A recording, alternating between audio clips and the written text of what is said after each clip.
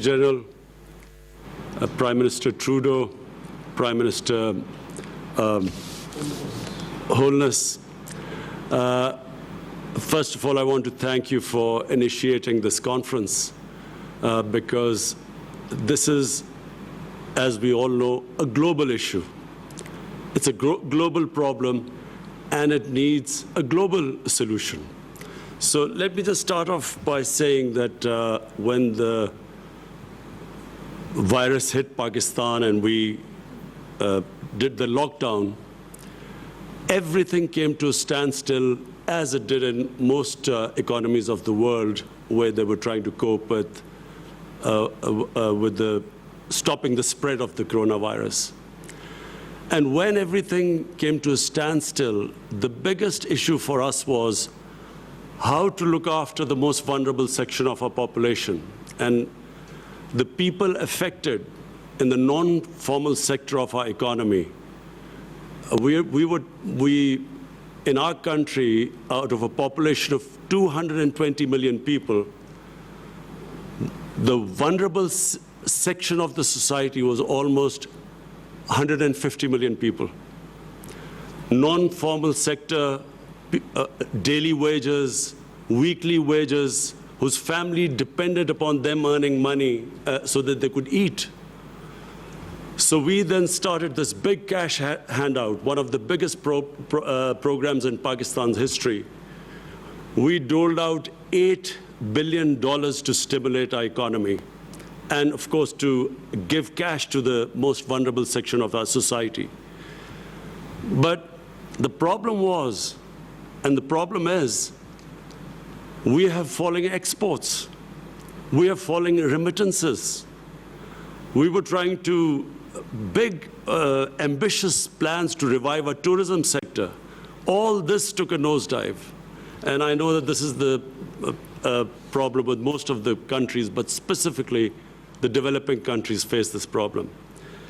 To put things in perspective, the total amount of stimulus we could afford to give to our economy, and that was the biggest stimulus ever in our history, we managed to give $8 billion. And so when you compare it with countries like the United States, from what I heard, they're giving $3 trillion, Germany $1 trillion, euros, Japan $1 trillion. The developing world, we calculated, has given $7 trillion to stimulate the economy. And when you compare that with the developing world, unfortunately, we do not have the fiscal space to revive our economy, to look after the most vulnerable section of our society. And in case of our country, we still have this huge, ambitious program of fighting climate change by planting 10 billion trees. So all this money got diverted into dealing with the effects of the coronavirus lockdown. So all I want to say is that it is very important for the developing world to, at this critical juncture, look after the people of the developing world which are struggling. When I spoke to the prime ministers of Ethiopia, of the president of Egypt, prime minister of Nigeria, all of them are facing similar problems to what we are facing. And therefore, I really welcome the G20 for taking this big initiative of giving debt relief.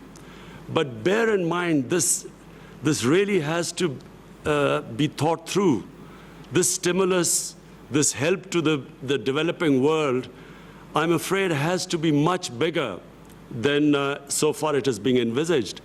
Because, you know, you have the developing world with 1.5 billion people. You have, the developed world, but the developing world with a population of 6 billion people, unless the problem is dealt with holistically as a global problem with global solutions, the world is not going to recover from this recession if the bigger part of the world's population is wallowing into poverty. So therefore, I again, Mr. Secretary General, I congratulate you. I think this is again a great initiative. I want to, again, Prime Minister Trudeau, to you and the Jamaican Prime Minister, again, I want to say that this is, please pursue these initiatives. It is very important that the world, which became insular when COVID-19 hit the world, it's very important that the world now looks at this whole issue globally. And therefore, I'm sure if the developed countries put their minds together and treat this as a global situation, I think that we will all come out of it unscathed.